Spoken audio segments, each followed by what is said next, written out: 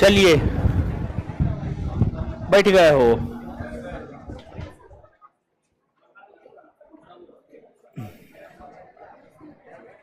क्या बता रहे थे?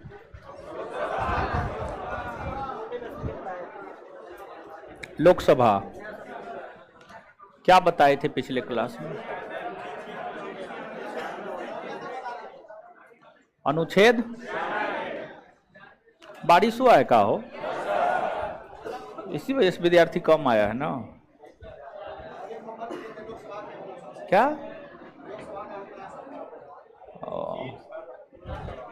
लिख के लाए हैं? अच्छा,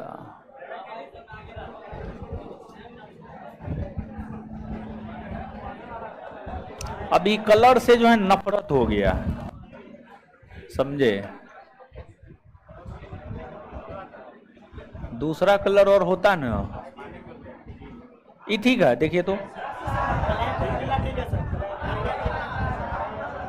कलर आप चेंज करने दीजिए, ठीक है। इस पे कौन ठीक रहेगा? ठीक है, ये नहीं काम चलेगा।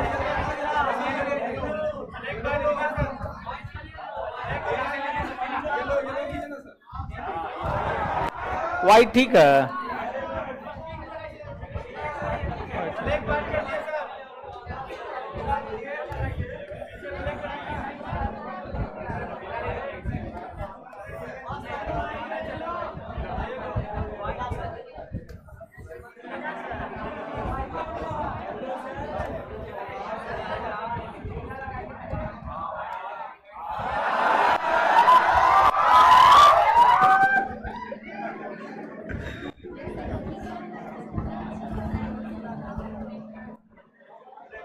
चलिए,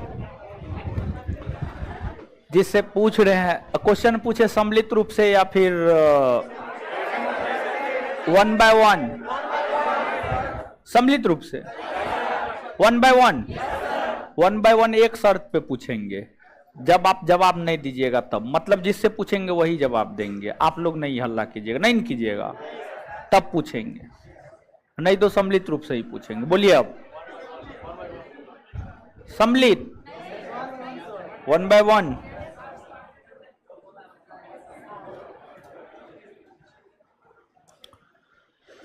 लोकसभा का एक अध्यक्ष होगा, कौन अनुच्छेद कहता है?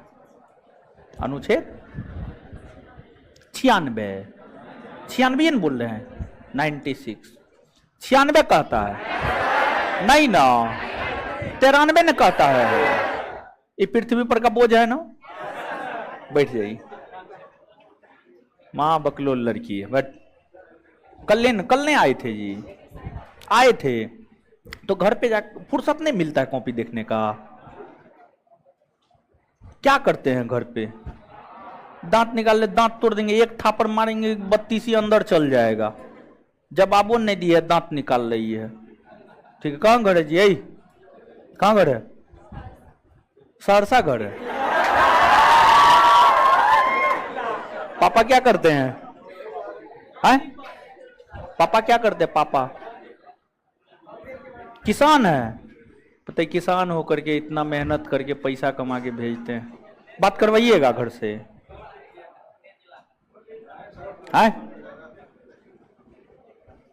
है इसके पापा का नंबर लीजिए तो हम बात करेंगे। है नंबर दीजिए आप। सहरसा में कहाँ घर है? क्या? मटेश्वर में, बलुआहाट। ठीक है, दीजिए नंबर, दीजिए पापा का नंबर दीजिए। नंबर दीजिए आप, दीजिए। याद ना है?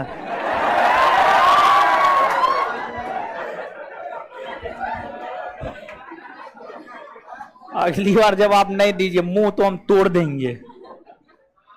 चलिए देखिए, लोकसभा में एक अध्यक्ष और एक उपाध्यक्ष होने के बाद,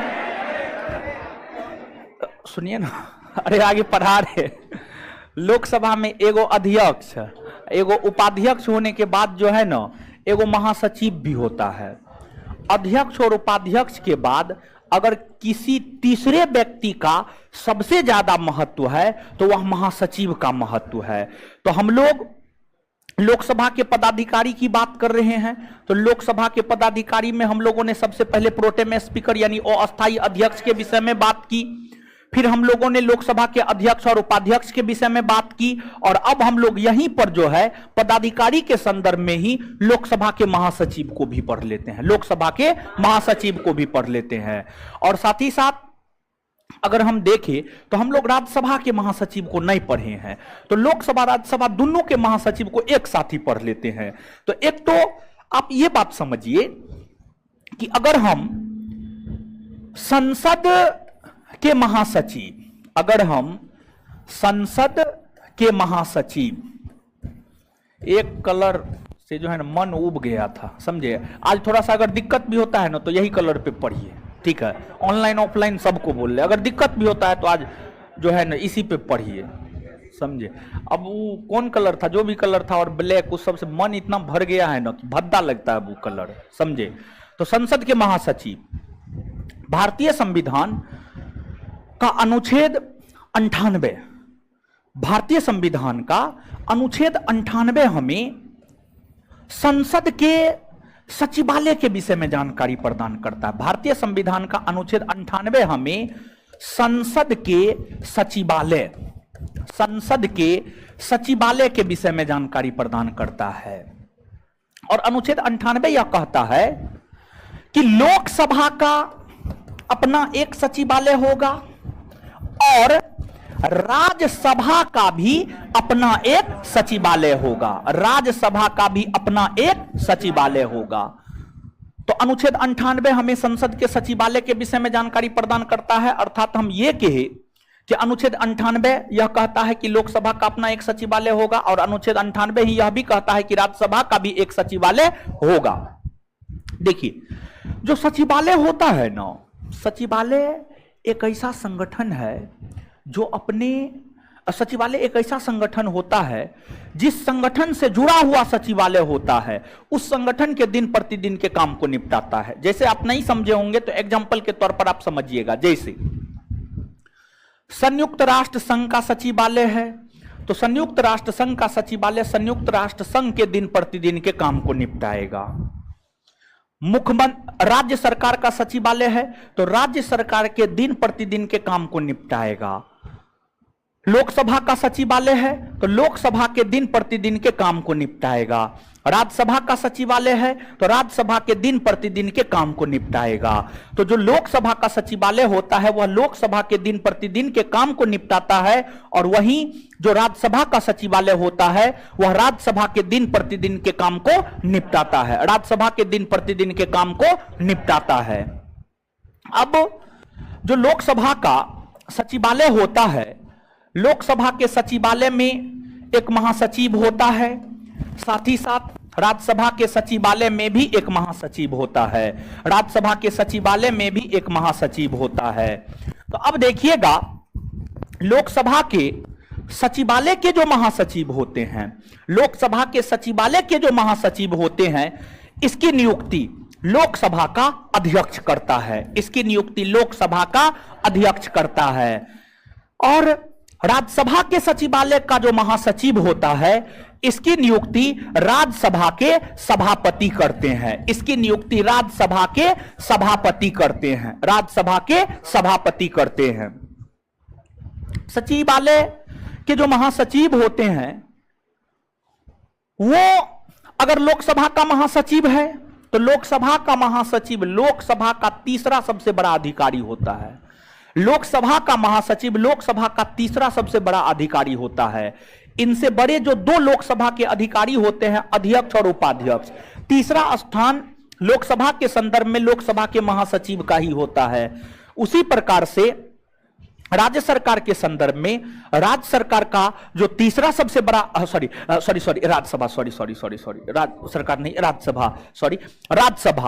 राज्यसभा के प्रथम बड़े अधिकारी राज्यसभा के सभापति, द्वितीय बड़े अधिकारी उपसभापति और तृतीय बड़े अधिकारी महासचिव, तृतीय बड़े अधिकारी महासचिव होते हैं। और जो महासचिव होता है ना, ये कोई नेता इस पद पर नहीं बैठता है, समझ गए। ऐसा नहीं कि कोई नेता बैठ जाता है। जैसे कि अगर हम लोकसभा के अध्यक्ष और उपाध्यक्ष की बात करें तो अध्यक्ष और उपाध्यक्ष कौन बनता है? नेता बनता है। अरे लोकसभा का अध्यक्ष उपाध्यक्ष बनने के लिए लोकसभा का सदस्य बनना जरूरी है कि ना? और लोकसभा का सदस्य कोई नेता न बनता है हो। लेकिन महासचिव कोई नेता नहीं बनता है। जो सीनियर आईएएस अधिकारी होते हैं ना, टॉपर और सीनियर, टॉपर भी और सीनियर भी, जो बड़े आईएएस अधिकारी होते हैं, उसी को महासचिव के पद पर नियुक्त किया जाता है। और जो महासचिव का पद है, यह एक प्रकार का प्रशासनिक पद है। प्रशासनिक पद है महासचिव का पद। लोकसभा के प्रथम महासचिव एमएन कोल बने हैं। वही लोकसभा की प्रथम महिला महासचिव स्नेहलता श्रीवास्तव, और वर्तमान में लोकसभा के महासचिव हैं आपको उत्पल कुमार सिंह। वहीं अगर हम राज्यसभा को देखें तो राज्यसभा के प्रथम महासचिव एसएन मुखर्जी, और वर्तमान के महासचिव पीसी मोदी यानी प्रमोद चंद्र मोदी। तो इतना चीज आपको याद रखना है। तो नीचे से आप हेडिंग मारिएगा,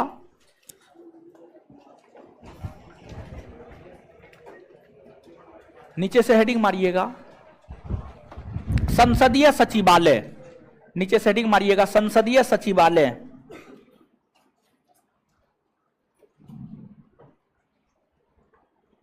ठीक तो है, ऑनलाइन भी तो ठीक है दिख रहा है हो।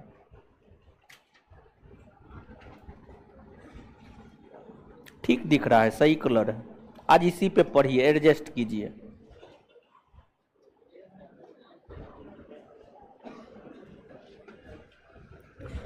चलिए, संसदीय सचिवालय डैश देकर भारतीय संविधान का अनुच्छेद 98, भारतीय संविधान का अनुच्छेद 98,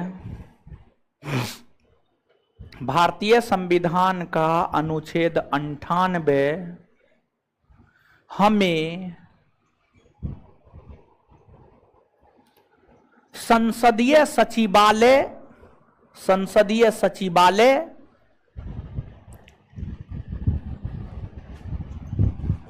की जानकारी प्रदान करता है।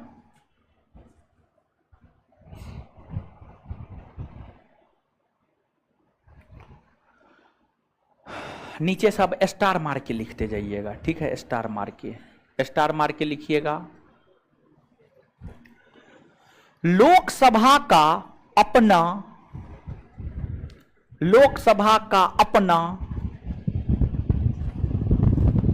तथा लोकसभा का अपना तथा राज्यसभा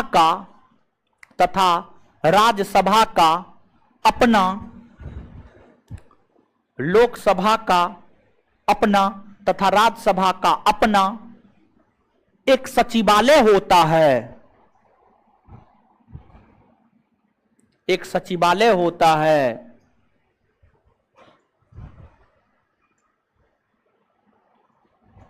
सचिवालय होता है, फुल स्टॉप। सचिवालय का, उसी में लिखिएगा, सचिवालय का प्रमुख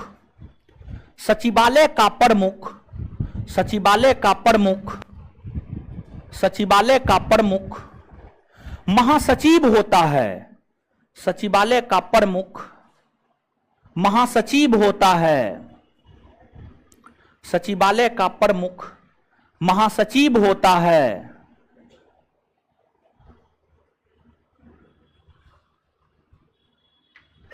फुल स्टॉप। उसी में कंटिन्यू। महासचिव का पद एक प्रशासनिक पद है। महासचिव का पद एक प्रशासनिक पद है। महासचिव का पद एक प्रशासनिक पद है। महासचिव का पद एक प्रशासनिक पद है। महासचिव का पद एक प्रशासनिक पद है। Full stop. उसी में कंटिन्यू। सचिवालय का काम दिन प्रतिदिन के काम को निपटाना होता है, ये बात लिखा है, फुल स्टॉप, उसी में कंटिन्यू। सचिवालय का काम, सचिवालय का काम दिन प्रतिदिन के कामों को, सचिवालय का काम दिन प्रतिदिन के कामों को, दिन प्रतिदिन के कामों को निपटाना होता है। सचिवालय का काम दिन प्रतिदिन के कामों को निपटाना होता है। सचिवालय का काम दिन प्रतिदिन के कामों को निपटाना होता है। अब नीचे से लिखिएगा, नीचे से अगला पॉइंट स्टार मार के।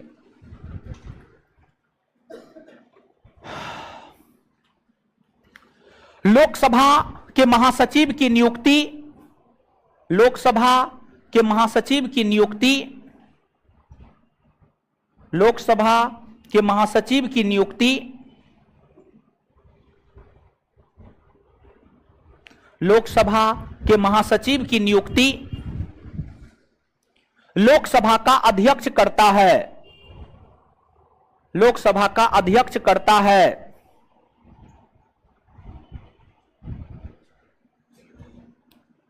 Full stop.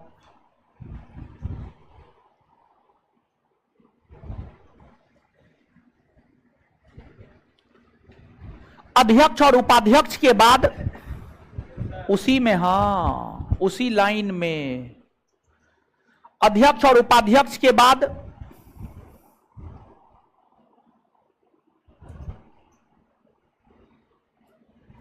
अध्यक्ष और उपाध्यक्ष के बाद लोकसभा का तीसरा सबसे बड़ा अधिकारी,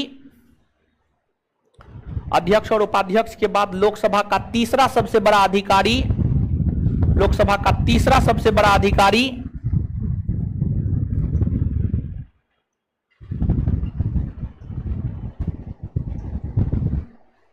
लोकसभा का तीसरा सबसे बड़ा अधिकारी महासचिव होता है।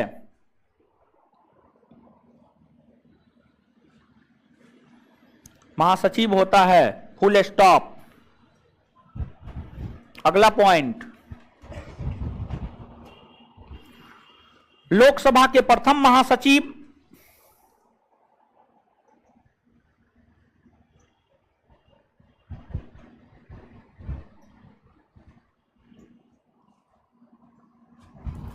लोकसभा के प्रथम महासचिव एमएन कोल,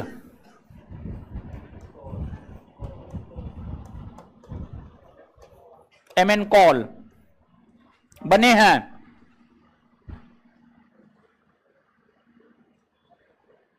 एमएन कॉल बने हैं। अगला पॉइंट, लोकसभा की प्रथम महिला महासचिव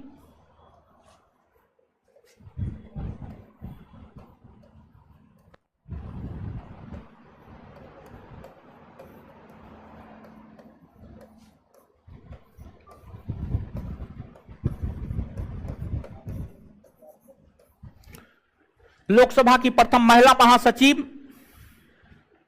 स्नेहलता श्रीवास्तव, स्नेहलता श्रीवास्तव। लोकसभा की प्रथम महिला महासचिव स्नेहलता श्रीवास्तव बनी है। अगला पॉइंट, वर्तमान में लोकसभा के महासचिव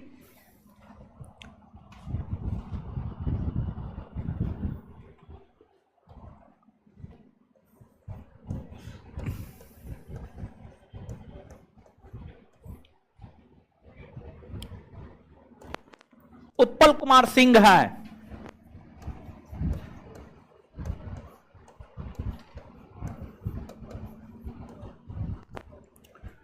उत्पल कुमार सिंह हैं। उत्पल कुमार सिंह हैं।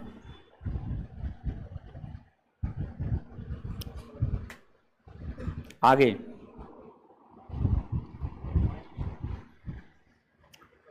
राज्यसभा के प्रथम महासचिव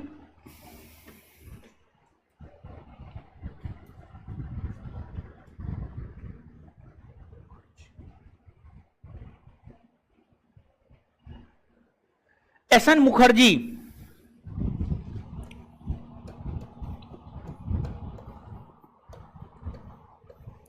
आजकल एगो मुखर्जी बहुत चर्चा में है, नाम सुने हैं? अर्पिता मुखर्जी और पार्थ चटर्जी, नहीं नाम सुने हो? ये भगवान, उसके घर से 50 करोड़ केस पकड़ा है, 52 करोड़। हाँ, वो आंकड़ा और बढ़ेगा। हाँ, घोटाला किया है ये सब, अब नौटंकी कर रही है। आगे अगला पॉइंट, वर्तमान में राज्यसभा के महासचिव प्रमोद चंद्र मोदी हैं।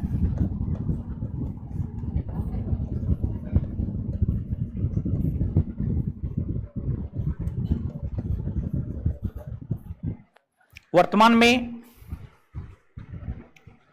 राज्यसभा के महासचिव प्रमोद चंद्र मोदी हैं। प्रमोद चंद्र मोदी हैं।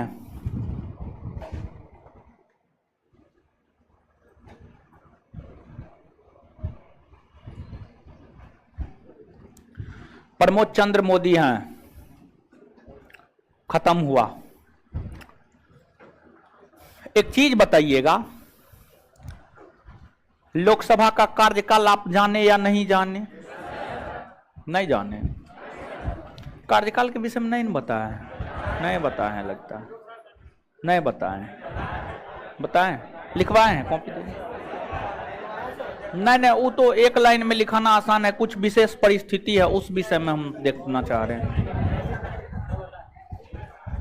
जैसे कि आपातकाल के दौरान बढ़ सकता है, समय से पहले भी खत्म हो सकता है।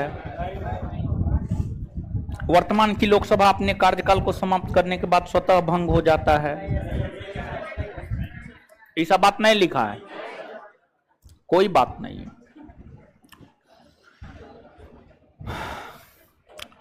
आगे हम लोग देखते हैं, आगे आप हेडिंग मारिएगा,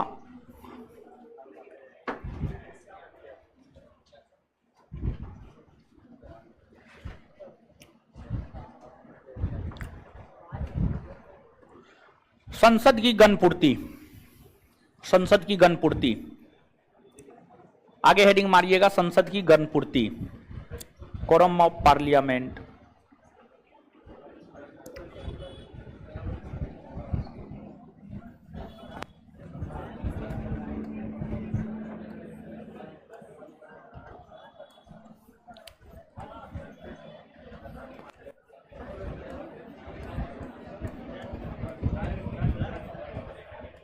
आए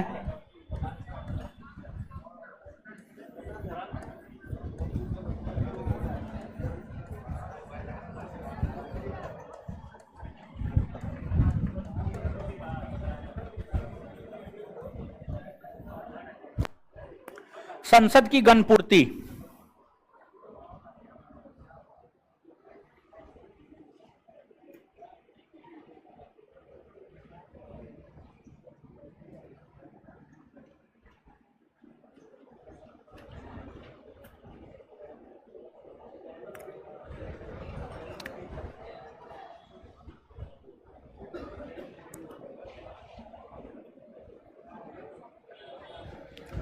हेडिंग मार लिए, देखिए, सुनिए, समझिए।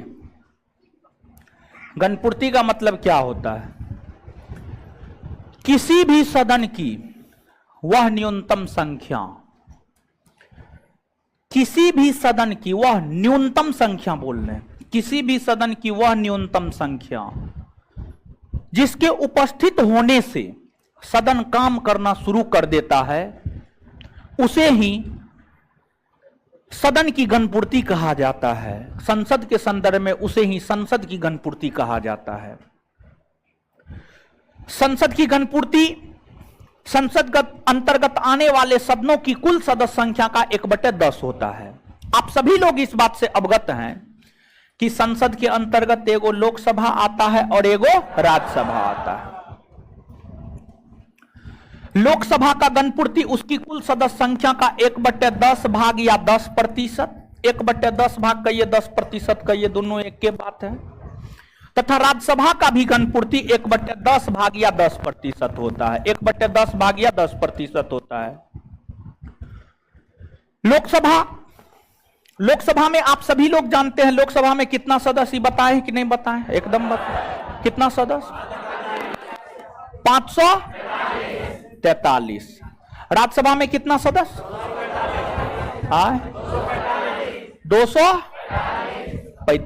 245। तो लोकसभा का गणपूर्ति उसकी कुल सदस्य संख्या का 1/10 भाग, तो 543 का 1/10, और राज्यसभा का गणपूर्ति उसकी कुल सदस्य संख्या का 1/10 भाग, यानी 245 का 1/10। तो निकालिए 543 का 1/10 और 245 का 1/10, 54.3 आएगा। हो आदमी आधा पौने सवा हो सकता है? नहीं हो सकता। तो 54.3 को 55 लिख सकते हैं, और इधर 24.5 आएगा, क्या हो जाएगा? 25 होगा न हो। इसका मतलब ये हुआ कि लोकसभा में जो 543 गो सदस्य है ना, 543 गो में से 55 गो मौजूद होगा, तब लोकसभा में काम शुरू होगा, नहीं तो लोकसभा में काम शुरू नहीं होगा। राज्यसभा में 245 गो में से 25 गो मौजूद होगा, तब राज्यसभा में काम शुरू होगा, नहीं तो काम शुरू नहीं होगा। यही होता है गणपूर्ति। किसी भी सदन का वह न्यूनतम संख्या जिसके उपस्थित होने से वह सदन काम करना शुरू कर देता है, वही उस सदन का गणपूर्ति कहलाता है। और भारतीय संसदीय व्यवस्था के अंतर्गत लगभग हर सदन, हर संस्था का गणपूर्ति लगभग 1/10 भाग ही है या 10% ही है। तो नीचे से लिखिएगा,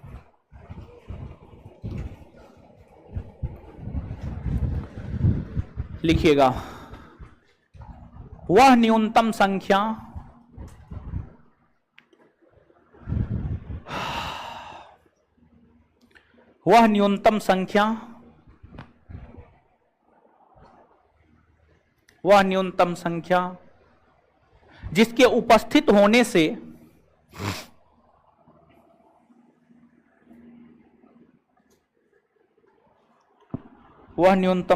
जिसके उपस्थित होने से नीचे में डिस्कशन शुरू हुआ कि नहीं जी?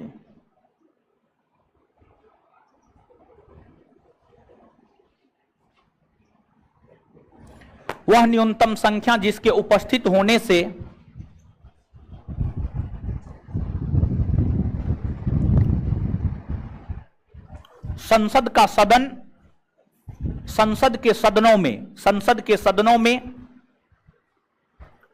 संसद के सदनों में काम होना शुरू हो जाता है। संसद के सदनों में काम होना शुरू हो जाता है, काम होना शुरू हो जाता है, उसे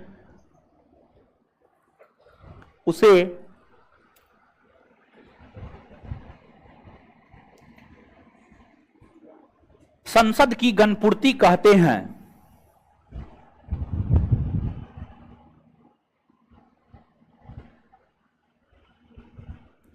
अगला पॉइंट लिखिएगा, अगला पॉइंट लिखिएगा। ये पॉइंट लिख लिए ना पूरा? अगला पॉइंट संसद के सदनों की गणपूर्ति, सदनों की गणपूर्ति उसकी कुल सदस्य संख्या का, संसद के सदनों की गणपूर्ति उसकी कुल सदस्य संख्या का, उसकी कुल सदस्य संख्या का 1/10 भाग,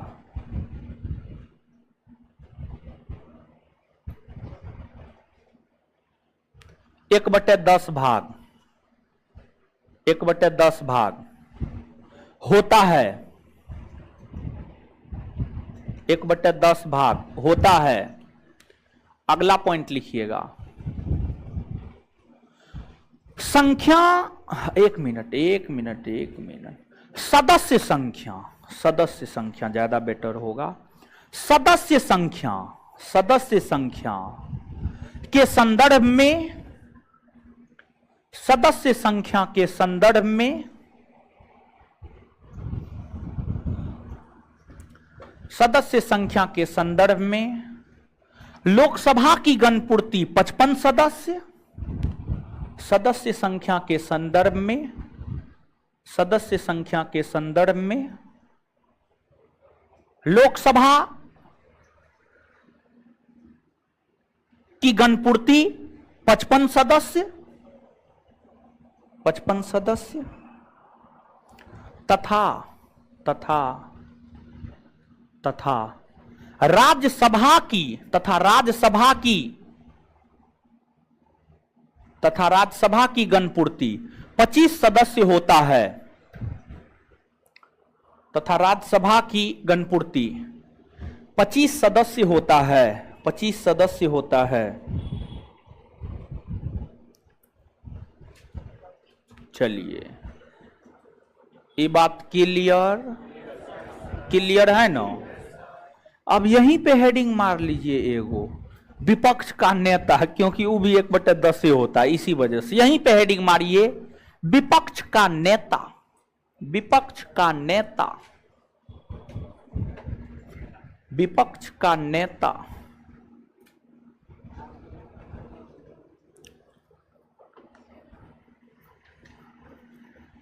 विपक्ष का नेता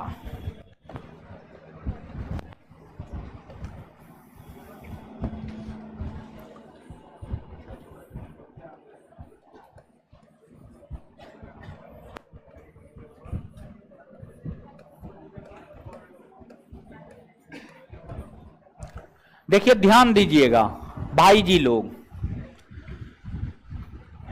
लोकतंत्र के लिए यूं तो कई सारे चीजों की आवश्यकता होती है, लेकिन उसमें सत्ता पक्ष और विपक्ष दोनों होता है। लोकतंत्र में सत्ता पक्ष भी होता है और विपक्ष भी होता है। सत्ता में आने के लिए कुल सीट का 50% से अधिक लाना आवश्यक होता है। गौर कीजिएगा, यहां पर एगो सत्ता होता है और एगो विपक्ष होता है। अगर कोई पार्टी चाहती है कि वह सत्ता में आए, और हर पार्टी चाहती है सत्ता में आए, कौन नहीं चाहती है सत्ता में आए? कौन मलाई खाना नहीं चाहता है? हर कोई खाना चाहता है। तो हर पार्टी सत्ता में आने के लिए मशक्कत करती है, चुनाव लड़ती है, लेकिन हर पार्टी तो सत्ता में आ नहीं सकती है। सत्ता में तो कोई एक ही आ सकता। वैसी पार्टी जिसे कुल सीट का 50% से अधिक सीट प्राप्त होता है, वह पार्टी सत्ता में आती है। लोकसभा में 543 सीट है, 543 का 50% कीजिए, 0 0, 5 दूना 10, 2 होगा। 543 में 2 से भाग दीजिए, हाँ क्या होगा? 272, 272 पॉइंट समथिंग, यानी 272 एडजेक्ट 272। अच्छा ठीक है, ठीक है, ठीक। 272 पॉइंट 271.5। हाँ तो 272 मानिए ना, 272 मानने में कोई आपत्ति? अगर कोई पार्टी चाहती है वो सत्ता में आए, यानी मोदी जी चाहते हैं कि हम सत्ता में आए, तो मोदी जी बीजेपी के हैं, तो बीजेपी को लोकसभा में कम से कम कितना सीट? अगर राहुल गांधी चाहते हैं कि नहीं हम प्रधानमंत्री बने, हम प्रधानमंत्री बने, तो उसको कितना चाहिए? यानी कांग्रेस को इतना चाहिए, 272 चाहिए, लेकिन कांग्रेस ला नहीं पा रही है। इसी वजह से बेचारा जो है प्रधानमंत्री बन नहीं पा रहा है, कुबारा घूम रहा है, समझ गए? तो इतना।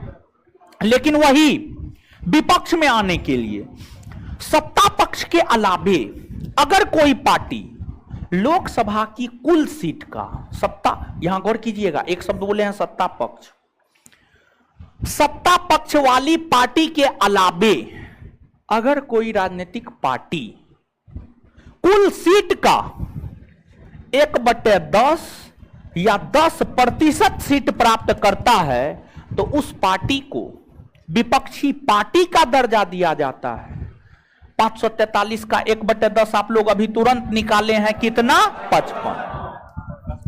सत्ता पक्ष के अलावे अगर किसी पार्टी को 55 सीट प्राप्त होता है या उससे अधिक सीट प्राप्त होता है तो उस पार्टी को विपक्षी पार्टी का दर्जा दिया जाता है, और जिस पार्टी को विपक्षी पार्टी का दर्जा दिया जाता है उसके किसी नेता को विपक्ष का नेता बनाया जाता है, उसके किसी नेता को विपक्ष का नेता बनाया जाता है, और जो विपक्ष का नेता होता है विपक्ष के नेता को वही अधिकार प्राप्त होता है, वही वेतन प्राप्त होता है जो एक कैबिनेट मंत्री को प्राप्त होता है, जो एक कैबिनेट मंत्री को प्राप्त होता है।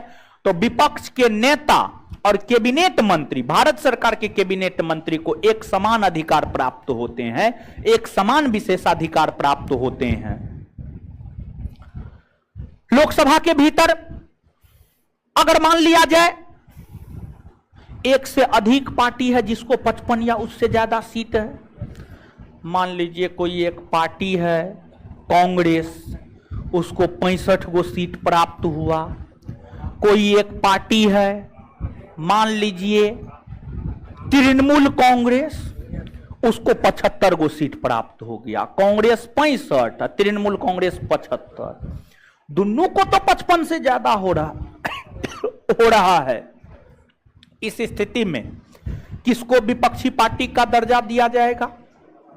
तो इस स्थिति में जिस पार्टी को ज्यादा सीट होगा उसे विपक्षी पार्टी का दर्जा दिया जाएगा, अर्थात कांग्रेस और तृणमूल कांग्रेस में यह देखा जाएगा कि किसको ज्यादा है। तो हमने बताया कांग्रेस को 65, तृणमूल कांग्रेस को 75, तो इस कंडीशन में विपक्षी पार्टी का दर्जा किसको? तृणमूल कांग्रेस। पहली बार लोकसभा में विपक्ष के नेता को मान्यता 1977 ईस्वी में दिया गया है, 1977 1977 ईस्वी में पहली बार लोकसभा में विपक्ष के नेता को दर्जा प्रदान किया गया। वहीं लोकसभा में विपक्ष के जो प्रथम नेता बने हैं वह राम सुभग सिंह। लोकसभा में भी विपक्ष का नेता होता है और राज्यसभा में भी विपक्ष का नेता होता है। राज्यसभा में विपक्षी पार्टी का दर्जा प्राप्त करने के लिए कम से कम 25 सीट होना चाहिए, 1/10, कुल सीट का 1/10, यही चीज है। तो आप इन बातों को याद रखिएगा। नीचे से हेडिंग मारिए, विपक्ष का नेता मार लिए।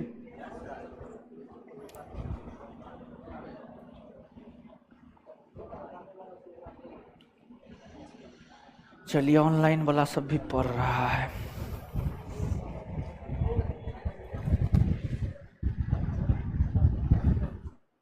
लिखिएगा, सत्ता में आने के लिए सत्ता में आने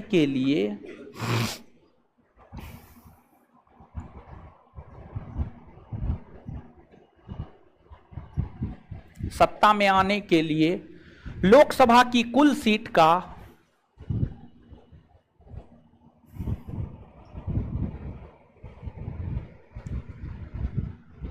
कम से कम 50% से अधिक सीट प्राप्त करना सत्ता में आने के लिए लोकसभा की कुल सीट का कम से कम 50% से अधिक 50% से अधिक सीट प्राप्त करना 50% से अधिक सीट प्राप्त करना आवश्यक होता है।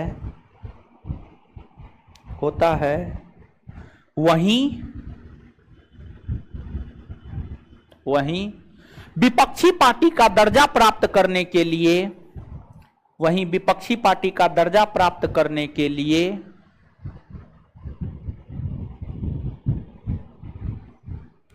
कुल सीट का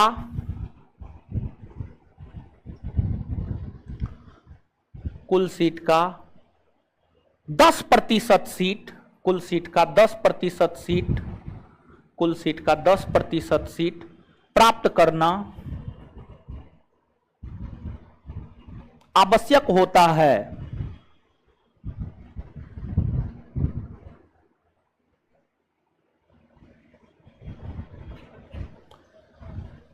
उसी में कंटिन्यू, आवश्यक होता है अगर एक से अधिक पार्टी, अगर एक से अधिक पार्टी 10% से अधिक सीट प्राप्त करती है, अगर एक से अधिक पार्टी 10% से अधिक सीट प्राप्त करती है, 10% से अधिक सीट प्राप्त करती है, तो इस स्थिति में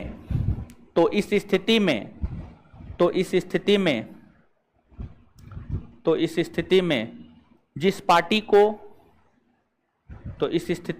पार्टी को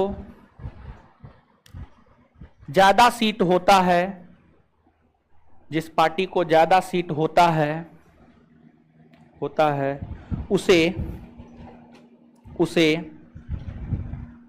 उसे विपक्षी पार्टी का दर्जा दिया जाता है, उसे विपक्षी पार्टी का दर्जा दिया जाता है, उसे विपक्षी पार्टी का दर्जा दिया जाता है, उसे विपक्षी पार्टी का दर्जा दिया जाता है, उसे विपक्षी पार्टी का दर्जा दिया जाता है, उसे विपक्षी पार्टी का दर्जा दिया जाता है। Full stop.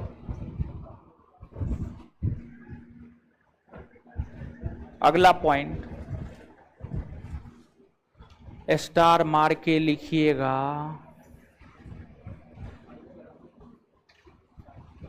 पहली बार 1977 ईस्वी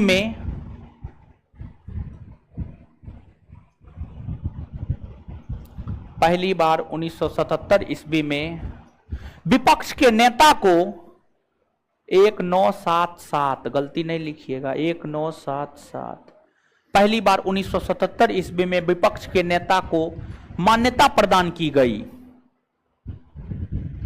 मान्यता प्रदान की गई, मान्यता प्रदान की गई।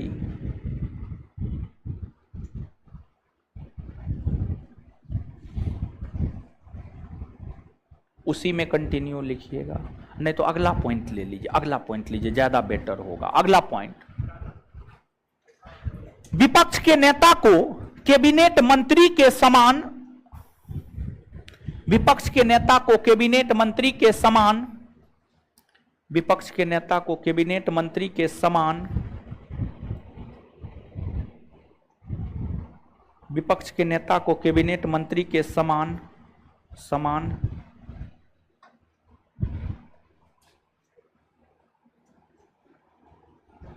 सुख सुविधा और विशेषाधिकार प्राप्त होता है। सुख सुविधा कौमा वेतन और विशेषाधिकार प्राप्त होता है।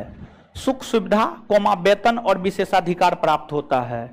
सुख सुविधा कौमा वेतन और विशेषाधिकार प्राप्त होता है। सुख सुविधा कौमा वेतन और विशेषाधिकार प्राप्त होता है।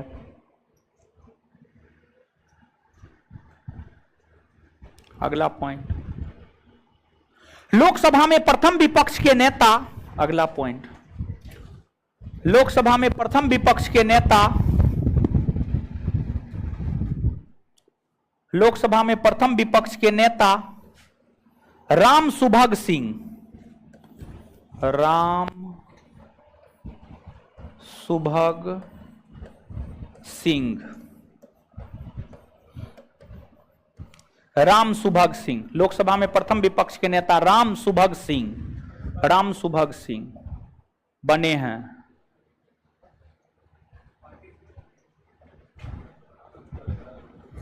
राम सुभग सिंह बने हैं। Full stop. ई था आपको कौन पार्टी से था? कांग्रेस से तो नहीं है था, 1967 68 69 में बना था, दूसरे पार्टी से था, जनता पार्टी सबसे होगा हमको लगता है। ठीक है, चलिए आगे। अब आप हेडिंग मारिएगा,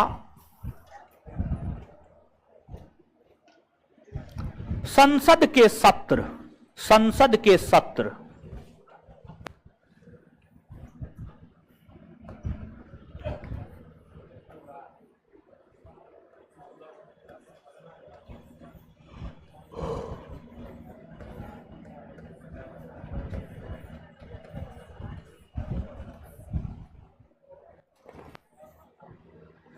सेशन ऑफ पार्लियामेंट।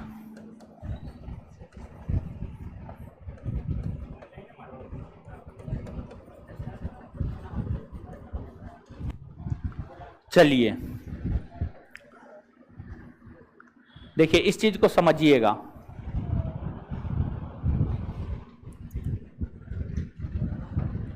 जैसे एक बात बताइए, डेली आपका क्लास चलता है?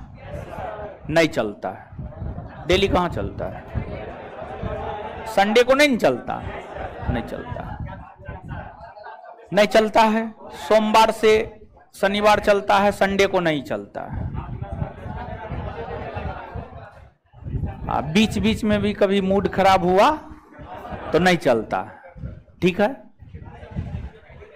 तो कहने का मतलब ये है कि संडे को आपको रिवीजन करने का टाइम दिया जाता है कि आप सप्ताह भर में जो पढ़े हैं वो रिवीजन कीजिए, लेकिन हमको आप पे पूरा विश्वास है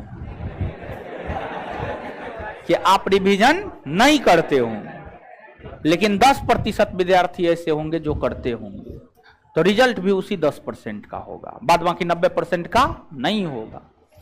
90% जैसे झोला उठा के आए थे वैसे झोला उठा के चला जाइएगा। तो अब देखिएगा, ये जो सोमवार से शनिवार तक क्लास होता है, तो आपका सेशन सोमवार से शनिवार चलता है, रविवार को आपका सेशन नहीं होता है, मतलब आपका पढ़ाई नहीं होता है।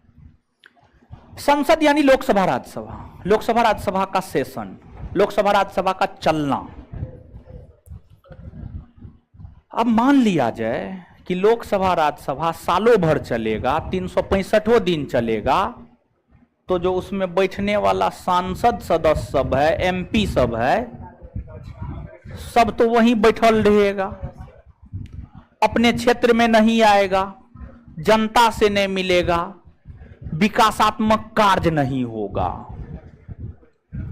तो संसद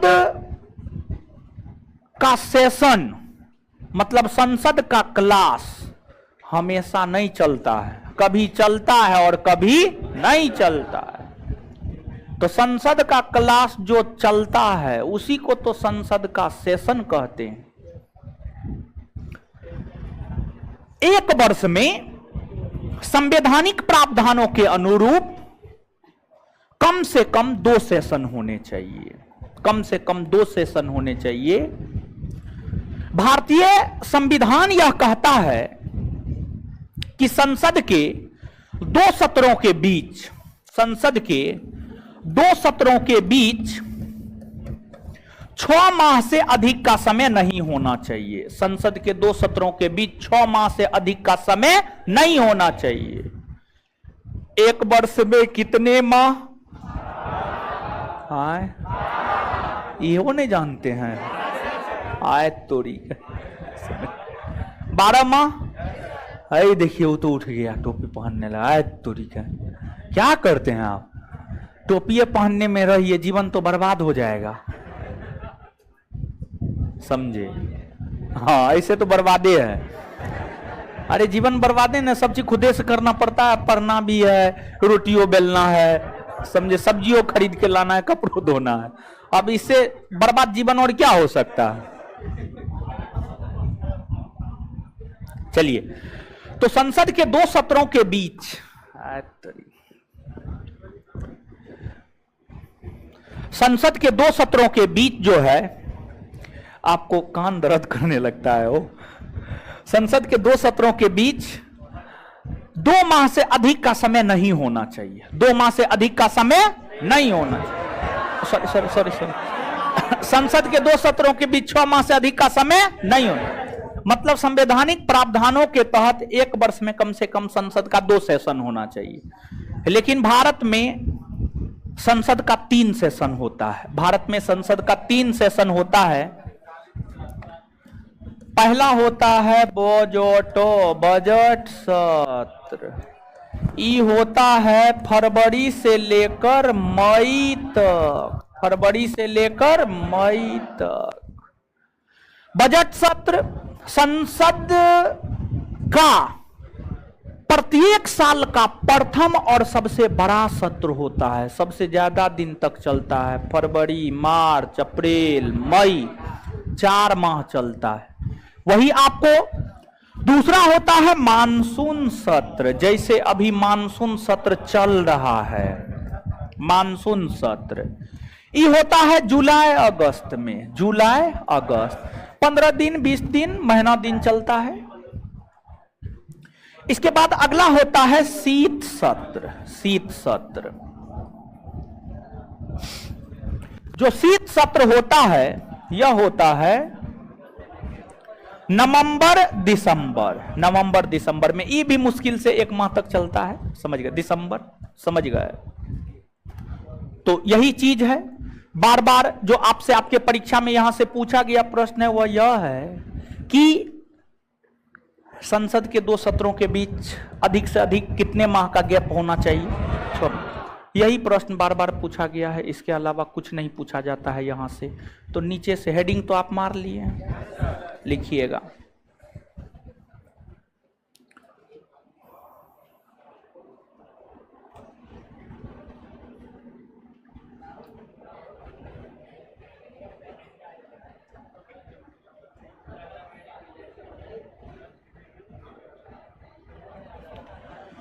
चलिए लिखिएगा।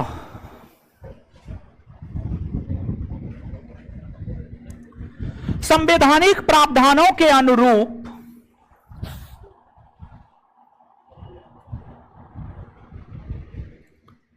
संवैधानिक प्रावधानों के अनुरूप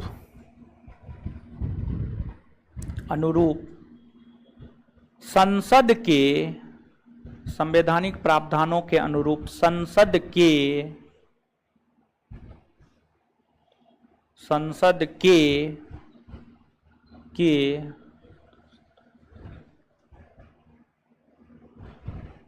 2 सत्रों के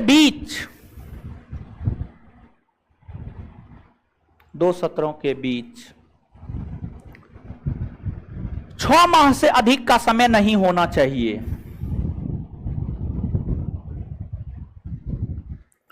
6 माह से अधिक का समय नहीं होना चाहिए।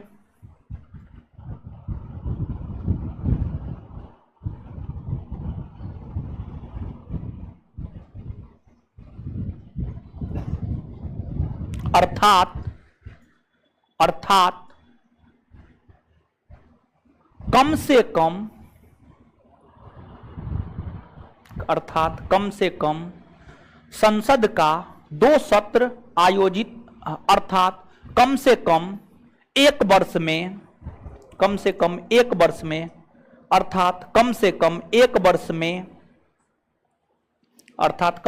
1 वर्ष में संसद का 2 सत्र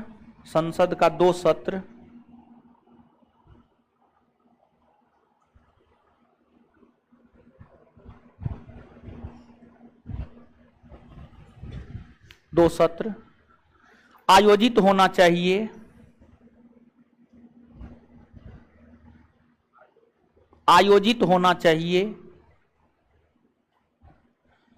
लेकिन भारत में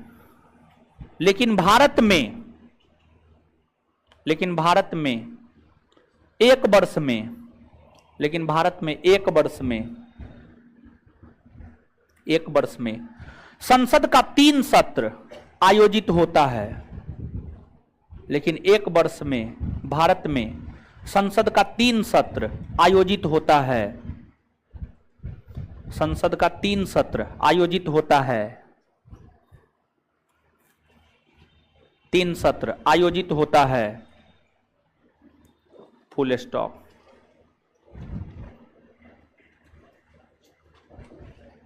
एक नंबर में बजट सत्र, एक नंबर में बजट सत्र। यह वर्ष का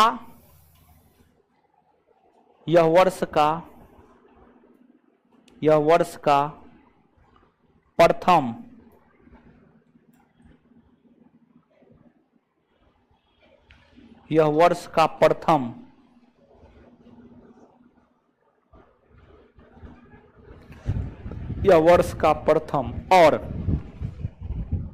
सबसे बड़ा सत्र, यह वर्ष का प्रथम और सबसे बड़ा सत्र होता है।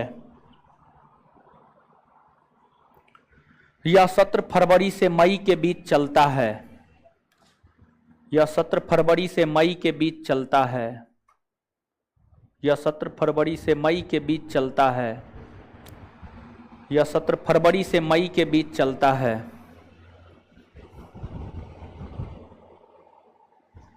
आगे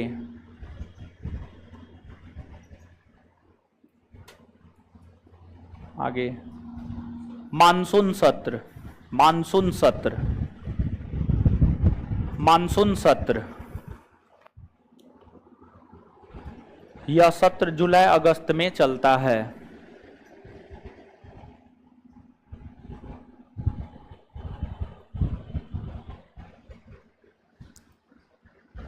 है क्या क्वेश्चन हुआ हीरो? अरे आप लोग को नहीं बोले, नीचे हम बोल रहे। यह सत्र जुलाई अगस्त में चलता है। आगे शीत सत्र है 9 नंबर। सुबह में तो 1 घंटा में खींच दिए थे 10। अच्छा ठीक। आगे शीत सत्र।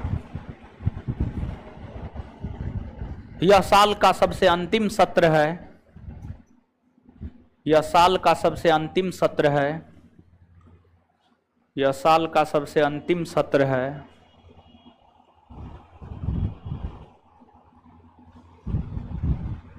यह साल का सबसे अंतिम सत्र है। यह नवंबर दिसंबर में चलता है।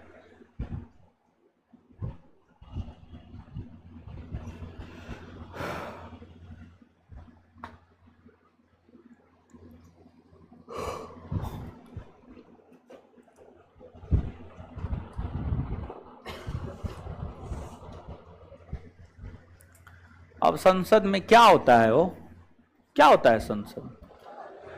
सब नेता सब आपस में बैठ के बतियाता है, ठीक। वो उस पे आरोप लगाता है, उस पे आरोप लगाता है, यही होता है और कुछ नहीं होता।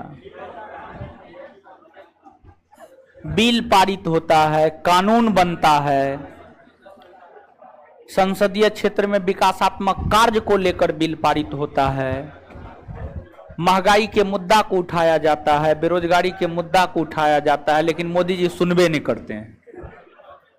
समझे? यानी देश की मुद्दा को उठाया जाता है, देश की मुद्दा को उठाया जाता है। देश के विकासात्मक कार्य संसद के द्वारा पारित होने के बाद ही धरातल पर आता है। जो अब बिल सब पारित होता है सब संसदीय में होता है। समझ गए? अब जैसे कि मान लिया जाए कि आप आते हैं, आपका एक आने का टाइम है कि आप 7:30 बजे तक आ जाते हैं, 9 बजे हम छोड़ देते हैं, 9 बजे के बाद आप चले जाते हैं। तो वैसे ही तो संसद का भी अपना एक रूटीन न होगा हो कि ऐसे ही है कि सुबह 6 बजा टन टना टन टन शुरू, ऐसा तो नहीं होता होगा, ऐसा नहीं होता है। तो जो संसद होता है, संसद में जो काम होता है 2 पीरियड में होता है, एक मॉर्निंग शिफ्ट, दूसरा इवनिंग शिफ्ट। मॉर्निंग शिफ्ट में 11 बजे से लेकर 1 बजे तक काम होता है। नेता सब देखिए कितना आलसी, अपना 11 बजे जाएंगे, स्कूल 9 बजे खुलवाएंगे। समझे? सरकारी स्कूल 9 बजे न खुलता है। 9 बजे या 10 बजे? 9 बजे, हाँ जो भी है। तो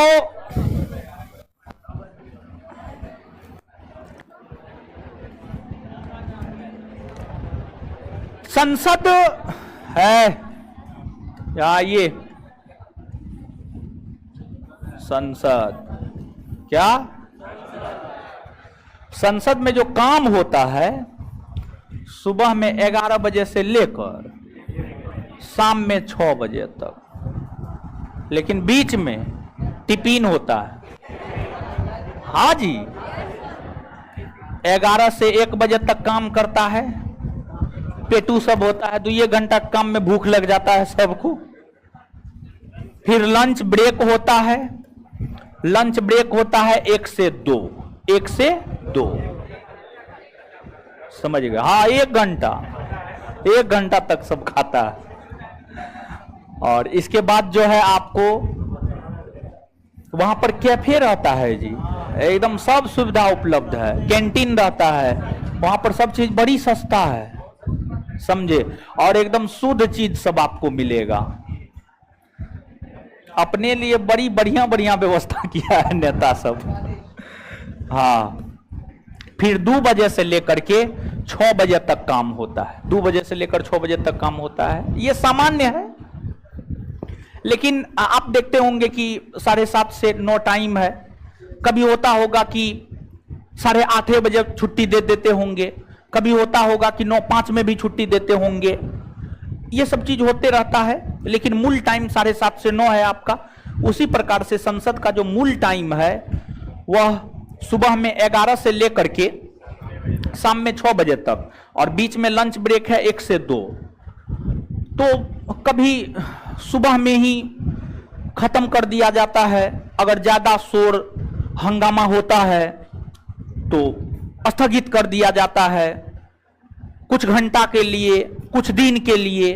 जैसे कि अभी मानसून सत्र के अंतर्गत जो भारत की संसद है वह चल रही है, मतलब संसद में सब चीज हो रहा है, मानसून सत्र चल रहा है। तो कल परसों एक ये हुआ था कि अधीर रंजन चौधरी, जो कि वर्तमान में लोकसभा में विपक्ष के नेता हैं, राष्ट्रपति को राष्ट्रपत्नी कह दिए, समझे? राष्ट्रपति को राष्ट्रपत्नी कह दिए। और इसके बाद क्या हुआ जानते हैं? ये घटना है 27 तारीख का। एबीपी न्यूज के किसी पत्रकार को अधीर रंजन चौधरी बाइट दे रहा था, उसी दौरान राष्ट्रपति को राष्ट्रपत्नी कह दिया। 27 तारीख की बात है। 28 तारीख को सामान्य तौर पर क्या होता है जानते हैं? जब संसद में काम की शुरुआत होती है तो क्या होता है पता है? संसद में जब काम की शुरुआत होती है तो सबसे पहले 11 बजे लोकसभा के अध्यक्ष आते हैं। 11 बजे कौन आते हैं? लोकसभा के अध्यक्ष आते हैं।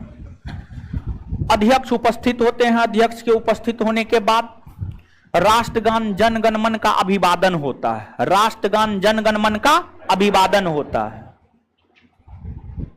और सब लोग खड़ा होकर के अभिवादन करते हैं। ठीक है, सब लोग, लोकसभा के स्पीकर भी खड़ा रहते हैं और सब लोग खड़ा होकर के गाते हैं, सुनते हैं। जिसको गाने होता है गाते हैं, जिसको नहीं होता है वो सुनते हैं, समझे?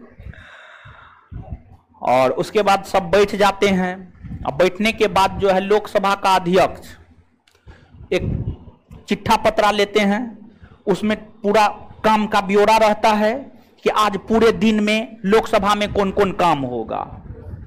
तो लोकसभा का अध्यक्ष जो है उसको पढ़ देते हैं, फलना काम होगा, चिलना काम होगा, ढेकना काम होगा, फेंकना काम होगा।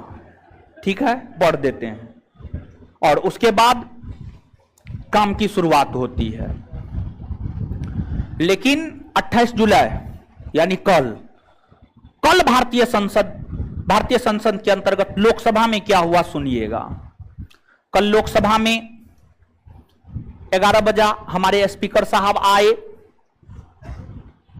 स्पीकर आए और आने के बाद अपनी गद्दी पर बैठे और स्पीकर साहब काम का ब्यौरा नहीं दिए कि क्या होगा क्या नहीं होगा। और उससे पहले ही स्मृति ईरानी खड़ा होकर बोलना शुरू कर दी। ठीक है, खड़ा होकर बोलना शुरू कर दी। कांग्रेस के गंदे चरित्र के पुरुष नेताओं ने फलना कहा, चिल्ला कहा, ढेकना कहा, समझ गए। स्मृति ईरानी, और स्मृति ईरानी की खुद की बेटी बार चलाती है गोवा में, समझ गए। तो यही मिर्ची लगा हुआ है उसको, उसकी बेटी एक्सपोज हो गई है, समझ गए, और गलत काम में एक्सपोज हुई है। और दूसरा चीज ये है कि वो बार का लाइसेंस जिस व्यक्ति के नाम पर है, वो व्यक्ति का निधन जो है 2021 में हो गया है। बार का लाइसेंस जिस व्यक्ति के नाम पर है, उस व्यक्ति का निधन 2021 में ही हो गया है, और उस लाइसेंस को रिन्यू करवा करके, यानी गलत तरीका से बार चला रही है, सीधा कहिए ना, ठीक है, गलत तरीका से बार चला रही है, और एक्सपोज हो गई पूरा का पूरा। और जब पूरा का पूरा एक्सपोज हो गई, कलई खुल गया स्मृति ईरानी का। बड़ी कांग्रेस को घेरती थी, महंगाई पे बोलती थी, सिलेंडर लेके आ जाती थी, चूड़ी लेके आ जाती थी प्रधानमंत्री को भेजने के लिए। तो स्मृति ईरानी बोलना शुरू की। एक प्रकार से कहिए तो जो हमारी संसदीय परंपरा है उसका उल्लंघन हुआ 28 जुलाई को, उल्लंघन हुआ उसका। और उसके बाद कांग्रेस के लोग भी हल्ला करने लगे, कांग्रेस के लोग हल्ला करने लगे। 4 मिनट बाद संसद का सत्र स्थगित हो गया, 12 बजे तक के लिए, 12 बजे तक के लिए स्थगित हो गया। फिर 12 बजे लोकसभा में संसद का सत्र शुरू हुआ, और जब संसद का सत्र शुरू हुआ मात्र 40 सेकंड के भीतर फिर से स्थगित हो गया, समझ गए। और उसके बाद सब संसद सदस्य सब जो है अपना लोकसभा से बाहर आ रही थी, बाहर आ रही थी। सोनिया गांधी भी बाहर आई, स्मृति ईरानी भी बाहर आई। तो सोनिया गांधी अपना जा रही थी, समझ गए। तो उधर से स्मृति ईरानी आकर के जो है टोका टोकी कर ली, बहस हो गया दोनों में, समझ गए। तो उसमें Sonia Gandhi Smriti Irani, don't talk to me, तुम हमसे बात मत करो, समझ गए। तो काफी बहस हुआ, ये सब मुद्दा जो है काफी चर्चा में है। फिर आज की बात हम आपको बता रहे हैं, आज अभी तक न्यूज तो नहीं देखे हैं लेकिन थोड़ा बहुत देखे हैं। आज भी संसद में काम की शुरुआत हुई, लेकिन इतना हो हंगामा हुआ कि संसद को सोमवार तक के लिए स्थगित करना पड़ा, समझ गए। जो स्थगन होता है ना, कुछ घंटा के लिए होता है, कुछ दिन के लिए होता है, समझ गए। तो ये चीज है। अब देखिएगा यहां पर जो शुरुआती पीरियड होता है, शुरुआती पीरियड होता है 11 से 12 का समय। 11 से 12 का जो समय होता है, यह प्रश्न काल होता है, क्वेश्चन आवर होता है, क्वेश्चन आवर होता है। और इस प्रश्न काल के दौरान संसद सदस्य प्रश्न पूछते हैं। किससे प्रश्न पूछते हैं? तो मंत्रीगण से, जो सत्ता में बैठे लोग होते हैं, प्रश्न उनसे पूछा जाता है। और जो सत्ता में बैठा हुआ है, स्वाभाविक सी बात है, जिम्मेदारी भी उनकी है, तो प्रश्न भी उन्हीं से पूछा जाना चाहिए। और आज के डेट में जो हमारी गोदी मीडिया है, वो अभी भी कांग्रेस से प्रश्न पूछ रहा है, समझ गए। अभी मोदी जी से प्रश्न पूछना चाहिए, बीजेपी से प्रश्न पूछना चाहिए, तो कांग्रेस से प्रश्न पूछ रहा है। कांग्रेस का तो अस्तित्व तो खत्म होने वाला है, समझ गए। तो क्वेश्चन आवर होता है, इसमें संसद सदस्य मंत्रीगण से प्रश्न पूछते हैं, सत्ता पक्ष के लोगों से प्रश्न पूछते हैं। जो विभाग होता है उस विभाग के मंत्री से पूछते हैं। अगर शिक्षा से संबंधित प्रश्न पूछना है तो शिक्षा मंत्री से पूछेंगे। कृषि से संबंधित प्रश्न पूछना है तो कृषि मंत्री से पूछेंगे। रेलवे से संबंधित प्रश्न पूछना है तो रेलवे मंत्री से पूछेंगे। क्वेश्चन आवर होता है। अब अगर हम क्वेश्चन की बात करें तो जो क्वेश्चन होता है 3 प्रकार का होता है, 3 प्रकार का होता है। जो क्वेश्चन होता है 3 प्रकार का होता है।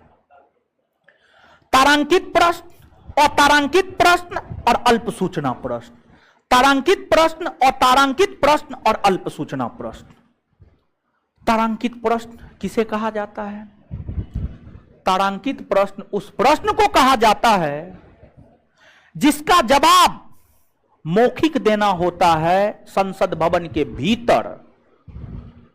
वैसे प्रश्न जिसका जवाब संसद के द्वारा पूछे गए सवाल का जवाब मंत्रीगण के द्वारा मौखिक देना होता है, उसी को तारांकित प्रश्न कहते हैं। और इस पर पूरक प्रश्न पूछा जा सकता है। मान लीजिए कि लोकसभा है, ये जो है मान लीजिए कि निर्मला सीतारमण है वित्त मंत्री, और मान लीजिए कि राहुल गांधी जो है निर्मला सीतारमण से प्रश्न पूछा और राहुल गांधी चाहे कि नहीं निर्मला सीतारमण मौखिक जवाब दे, तो राहुल गांधी के प्रश्नों का जवाब Nirmala Sitharaman face to face दे रही है, दोनों आमने सामने है। अगर राहुल गांधी संतुष्ट नहीं होंगे तो पूछेंगे ना कि नहीं ऐसा ना है, ऐसा होना चाहिए, हम आपके जवाब से संतुष्ट नहीं है, आप ऐसा कैसे बोल रहे हैं। यही तो पूरक प्रश्न होता है। तो तारांकित प्रश्न पर पूरक प्रश्न पूछा जा सकता है और जवाब देना होता है। वही अतारांकित प्रश्न की हम बात करें तो अतारांकित प्रश्न वैसे प्रश्न होते हैं जिनका लिखित जवाब देना होता है। अगर मान लिया जाए कि राहुल गांधी को वित्त मंत्री से लिखित जवाब चाहिए किसी प्रश्न पर, तो राहुल गांधी मेंशन कर देंगे कि इसका हमको लिखित जवाब चाहिए, इसका हमको लिखित जवाब चाहिए। तो अब प्रश्न निर्मला सीतारमण को मिल जाएगा तो अपना से जवाब थोड़े लिखती, उतना उसको टाइम है, उतना टाइम नहीं है निर्मला दीदी को, ताई बोलिए, समझे। तो वो क्या करती है, प्रश्न जो है अपने विभाग के अपने सचिव को दे देती है और उसका सचिव जो है वो क्वेश्चन का आंसर, सचिव आईएएस अधिकारी सब होता है, सचिव अपना आंसर टाइप करके राहुल गांधी को भेज देता है, राहुल गांधी अपना पढ़ लेता है। और यहां पर एक बात बता रहे हैं, निर्मला ताई को बेरोजगारी और महंगाई पर वित्त मंत्री है, महंगाई पर सफाई देना था, महंगाई पर चर्चा करना था।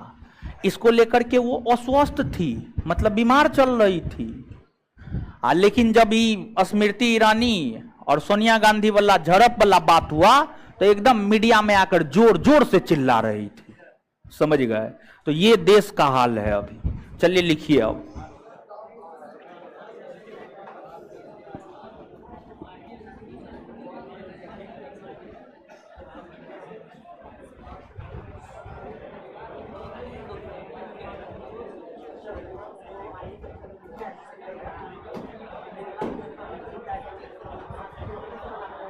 चलिए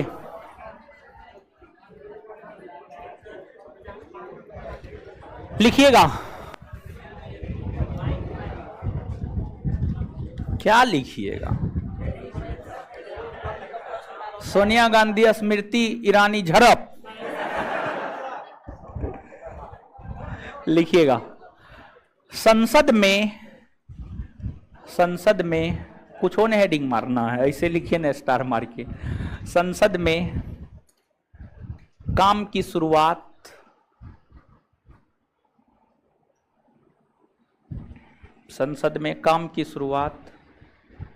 क्या वो क्वेश्चन हुआ हो।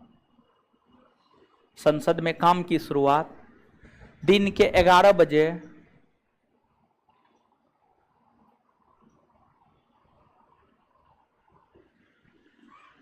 होता है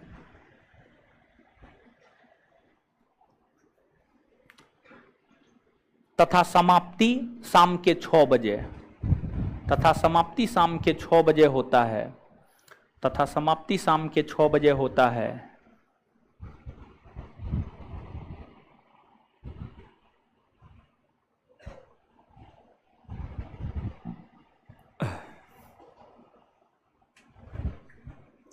लिखिएगा प्रश्नकाल।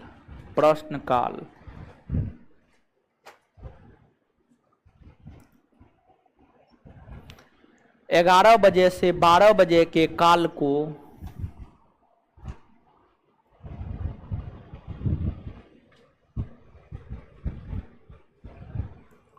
प्रश्नकाल कहा जाता है। 11 बजे से 12 बजे के काल को प्रश्नकाल कहा जाता है।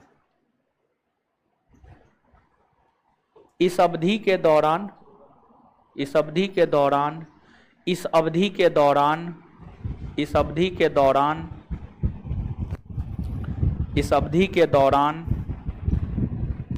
संसद सदस्यों के द्वारा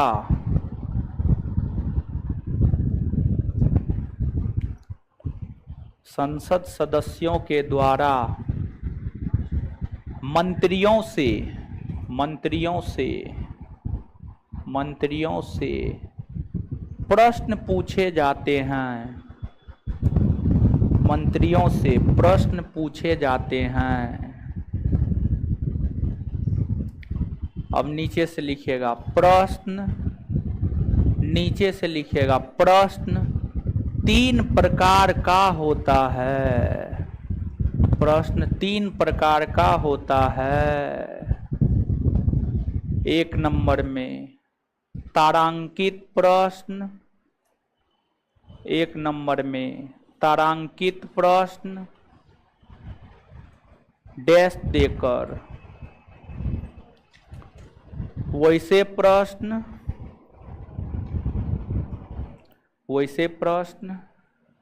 जिसका जवाब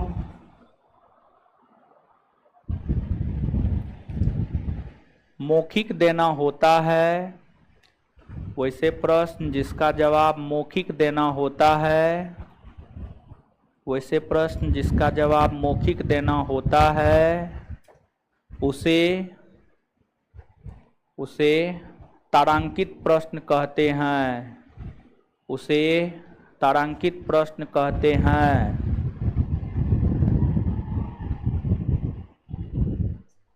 इस पर पूरक प्रश्न पूछा जा सकता है। इस पर पूरक प्रश्न पूछा जा सकता है। के हंसे हो? काहे हंसे? हाय तुरी बकलोल है हो। मुस्कुराने की वजह क्या है? बकलोल है एकदम, हंसा ही। चलिए पूछा जा सकता है। आगे अतारांकित प्रश्न।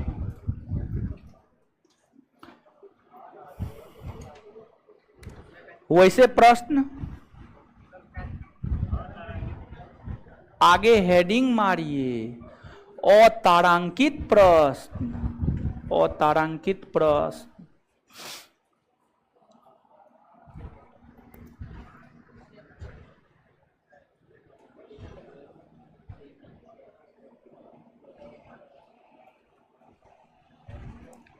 वैसा प्रश्न जिसका जवाब लिखित देना होता है।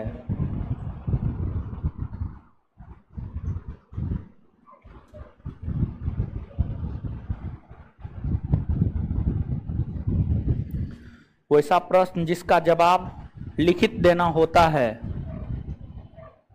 अतारांकित प्रश्न कहलाता है। अतारांकित प्रश्न कहलाता है। अतारांकित प्रश्न कहलाता है। इस पर पूरक प्रश्न नहीं पूछा जा सकता है। इस पर पूरक प्रश्न नहीं पूछा जा सकता है।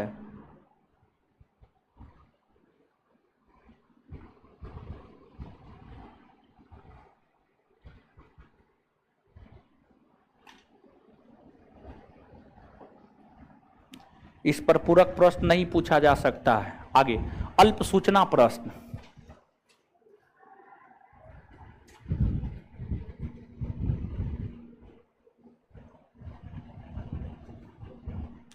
जानते हैं प्रश्न पूछने के लिए भी जो है ना एक निर्धारित समय सीमा होता है। 10 दिन पहले आपको सूचित करना होगा तब आप प्रश्न पूछ सकते हैं। ऐसे ना है, समझ, ऐसे नहीं पूछ सकते हैं। तो अल्प सूचना प्रश्न होता है कम समय में सूचना देकर, 10 दिन से कम समय में, 10 दिन से कम समय में सूचना देकर जो प्रश्न पूछा जाता है उसी को अल्प सूचना प्रश्न कहा जाता है। और जो अल्प सूचना प्रश्न होता है, अल्प सूचना प्रश्न का जवाब भी मौखिक ही देना होता है और इस पर भी पूरक प्रश्न पूछा जा सकता है। नीचे से लिख लीजिएगा 10 दिन से कम समय में सूचना देकर, 10 दिन से कम समय में सूचना देकर, 10 दिन से कम समय में सूचना देकर, 10 दिन से कम समय में सूचना देकर, 10 दिन से कम समय में सूचना देकर, सूचना देकर सूचना देकर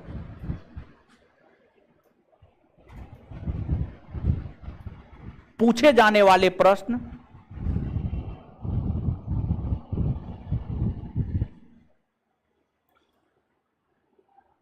अल्प सूचना प्रश्न कहलाता है।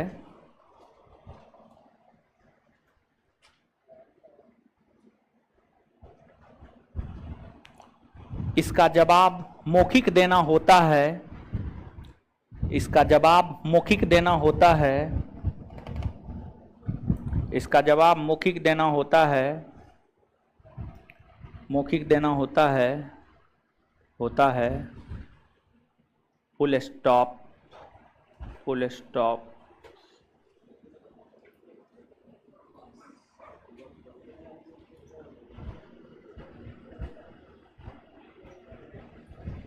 इस पर पूरक प्रश्न पूछा जा सकता है। इस पर पूरक प्रश्न पूछा जा सकता है। इस पर पूरक प्रश्न पूछा जा सकता है।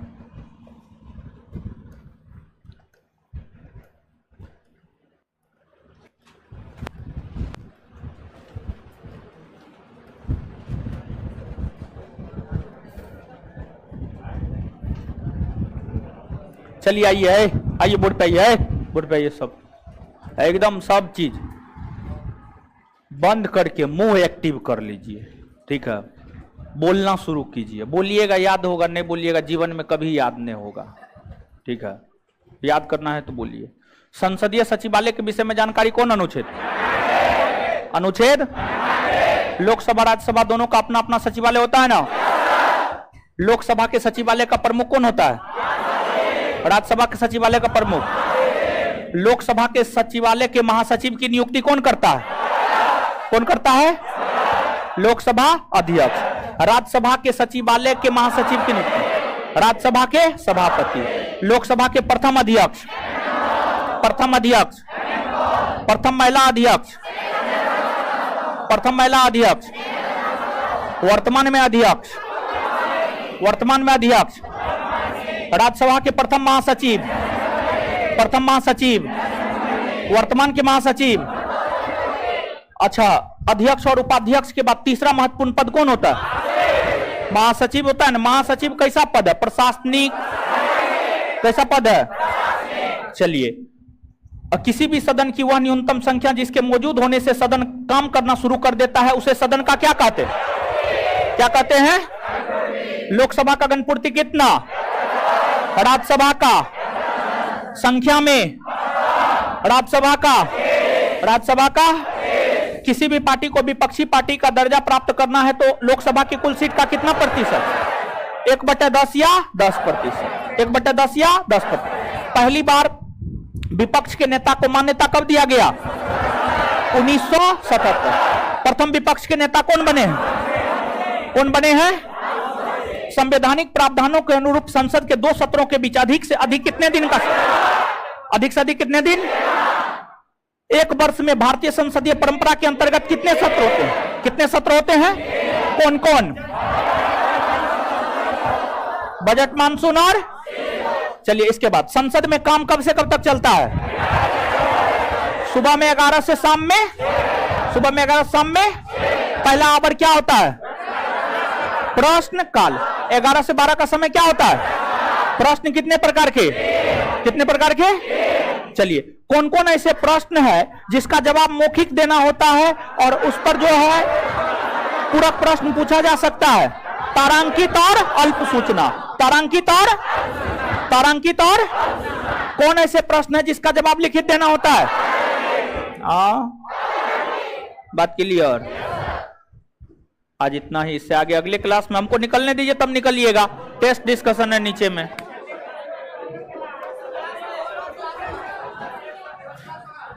हाँ हाँ हाँ, होगा।